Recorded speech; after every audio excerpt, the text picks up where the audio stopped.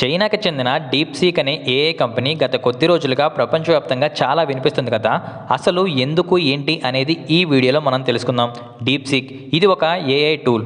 ఈ డీప్సీక్ ప్రపంచ దేశాలలోనే టెక్నాలజీలో ఎన్నో సంవత్సరాల నుంచి ఎదురు లేకుండా ముందుకు వెళ్తున్న అగ్రరాజ్యం అమెరికాకు కేవలం 2-3 రోజుల్లోనే కొన్ని లక్షల కోట్ల నష్టం వచ్చేలాగా చేసింది. అమెరికన్ కంపెనీ అయిన ఓపెన్ ఏఐ 10 సంవత్సరాలు కష్టపడి చాట్ జీపీటీని డెవలప్ చేసింది. దానికోసం 4,000 మందికి పైగా పనిచేశారు. అంతేకాకుండా $6.6 బిలియన్ ఖర్చు చేశారు. కానీ చైనా ఈ డీప్సీక్ని కేవలం 2 సంవత్సరాల్లోనే డెవలప్ చేసింది. దీనికోసం కేవలం 200 మంది ఉద్యోగులు మాత్రమే పనిచేశారు. దీనికోసం పెట్టిన ఖర్చు కేవలం 50 కోట్ల రూపాయలు మాత్రమే. చైనాని తప్పకుండా అందరూ మెచ్చుకోవాల్సిందే. ఎందుకంటే open AI CEO Sam Altman ఒకసారి మన ఇండియాకి వచ్చాడు. ఆ టైంలో పెద్ద పెద్ద కంపెనీల నుంచి బిజినెస్ మ్యాన్లు, సీఈఓలు ఆయన కలిశారు. ఆ టైంలో ఒక వ్యక్తి చాట్ జీపీటీ లాంటి దాన్ని ఇండియా డెవలప్ చేయగలదా, చేస్తే ఎన్ని సంవత్సరాల్లో చేయొచ్చు అని అడుగుతారు. కానీ శామ్ ఆల్ట్మన్ చాలా పొగరుగా, అహంకారంతో ఇదంతా ఈజీ కాదు, ఇది డెవలప్ చేయడానికి మాకే చాలా సంవత్సరాల సమయం పట్టింది, అంత ఈజీ కాదు, ఇండియా దీన్ని సాధించలేదు అని మొహం మీదనే చెప్పేశాడు. అలా అనగానే అక్కడ ఉన్న చాలామంది బిజినెస్ మ్యాన్లు, సీఈఓలు చాలా అవమానంగా ఫీల్ అయ్యారు. వీడు మనల్ని ఇంతలా అవమానించాడు కాబట్టి పక్క ఇండియా నుంచి ఏదో ఒక కంపెనీ చాట్ జీపీటీకి పోటీగా టూల్ని రెడీ చేస్తుంది అని అనుకున్నారు. కానీ మనకన్నా ముందు చైనా తయారు చేసి అమెరికాకి కోలుకోలేని దెబ్బ కొట్టిందని చెప్పుకోవచ్చు మనం. శామ్ ఆల్ట్మన్ ఏమన్నాడు అంటే, ఇది డెవలప్ చేయడం చాలా ఖర్చుతో కూడిన పని అండ్ చాలా సమయం కూడా కావాలి అండ్ చాలా డిఫికల్ట్ కూడా అని అన్నాడు. కానీ చైనా దీన్ని చాలా తక్కువ టైంలో, తక్కువ ఖర్చుతో చాలా ఈజీగా చాట్ జీపీటీకి పోటీగా డీప్సీక్ని రెడీ చేసింది. టాలెంట్ ఉన్న ఏ దేశమైనా సరే దేన్నైనా చేయొచ్చు అని నిరూపించింది. ఇప్పుడు అమెరికాలో కూడా ఈ డీప్సీక్ నెంబర్ 1గా నిలిచింది. దీంతో అమెరికాలోని చాలా కంపెనీల స్టాక్స్ అన్నీ కూడా పడిపోయాయి.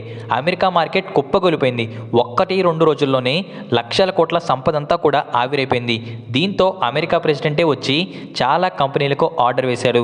చైనా మనల్ని దాటిపోయింది, మీరేం చేస్తారో, ఎంత ఖర్చు చేస్తారో తెలియదు, మళ్ళీ టెక్నాలజీలో మనదే ముందుండేలా చేయాలి అని అన్నాడు.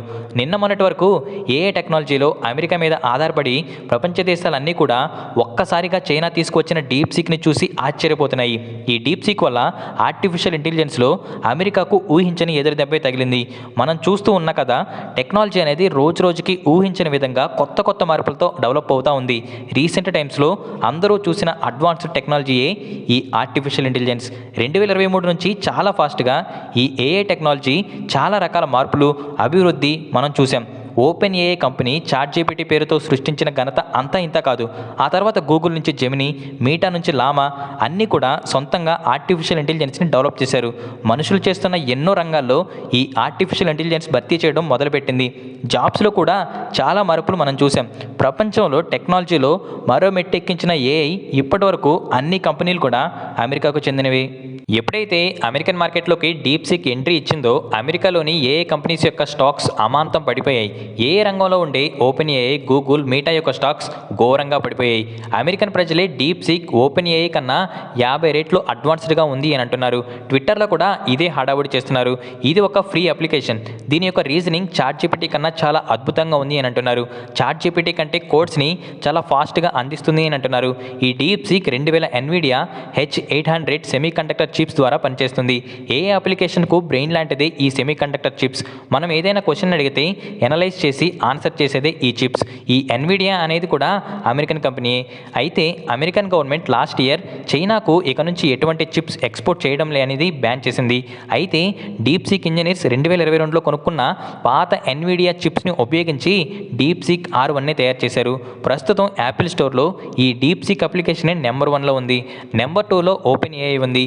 అమెరికా వాళ్ళు ఓపెన్ ఏఐ నుంచి కోడింగ్లు, గ్రాఫిక్స్లు 21st సెంచరీలోనే ఇది ఒక అద్భుతమని, ఏ దేశం కూడా దీనికి పోటీ రాదు అని, ఇలాంటి ఘనత అమెరికాకు మాత్రమే సొంతమని చెప్పుకున్నారు.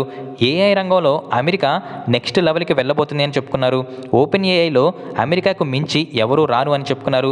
తమ స్టాక్స్ని ఓవర్ ప్రైస్ పెట్టి కూడా అమ్మేసుకున్నారు. కానీ కేవలం చైనాకు చెందిన ఒక 200 మంది ఎంప్లాయీస్ ఉన్న చిన్న స్టార్టప్ 100 కోట్ల బడ్జెట్తో ఓపెన్ ఏఐకు సవాల్ విసిరేలాగా యాప్ని రెడీ చేసింది. ఆర్టిఫిషియల్ ఇంటెలిజెన్స్ విషయంలో మన దేశం ఎక్కడుంది? అసలు ఏమన్నా చేస్తుందా అంటే చేస్తుంది. కానీ మన దేశంలోని రాజకీయ నాయకులు ఎక్కువగా వారి పదవుల కోసం, టెక్నాలజీ పైన, అభివృద్ధి పైన ఫోకస్ చేయకుండా వారి పదవులను కాపాడుకోవడం కోసం, ఫ్రీబీస్ పైన, ఎలక్షన్స్లో గెలవడం కోసం, అధికారం దక్కించుకోవడం కోసం ఫోకస్గా ఉంటారు. ఏం చేసినా సరే నెక్స్ట్ కూడా వారే అధికారంలోకి రావాలి అనే విషయం గురించి ఆలోచిస్తారు. ఇలాంటి రాజకీయ నాయకులు ఉన్నంత వరకు మన దేశం టెక్నాలజీలో ముందుకు వెళ్ళడం చాలా కష్టమని చెప్పుకోవచ్చు. మన దేశంలో మెయిన్గా కులాలు, మతాలు, గొడవలు, ఎలక్షన్స్ టైంలో ఫ్రీగా బస్సు ఇస్తాం, డబ్బులు ఇస్తామంటూ రాజకీయ నాయకులు చేస్తారు.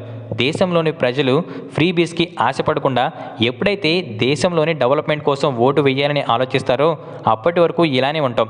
అమెరికా కూడా అన్ని రంగాల్లో గొప్ప ఏమి కాదు. అక్కడ మ్యానుఫ్యాక్చరింగ్ లేదు, సరిపడా మ్యాన్ పవర్ లేదు. పెద్ద పెద్ద టెక్ కంపెనీస్ అన్నీ కూడా మన ఇండియా నుంచి చాలామంది మేధావులు వెళ్ళిన తర్వాతనే డెవలప్మెంట్ చాలా వరకు జరిగింది.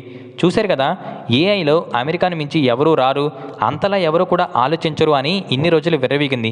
కానీ ఒక చిన్న చైనా కంపెనీ ఆ ఘనతని కొట్టిపడేసింది. ప్రపంచం రోజు రోజుకి చాలా మార్పులు చూస్తుంది. మనకి నచ్చిన పని చేయాలి, రాని పని నేర్చుకోవాలి. అంతేకాని మనకి మించి లేరు, రారు అని మాత్రం ఎప్పుడు కూడా అహంకారం చూపించకూడదు. ఈ వీడియో మీకు నచ్చితే ఒక లైక్ చేసి మీ ఫ్రెండ్స్ అండ్ ఫ్యామిలీ మెంబర్కి షేర్ చేయండి.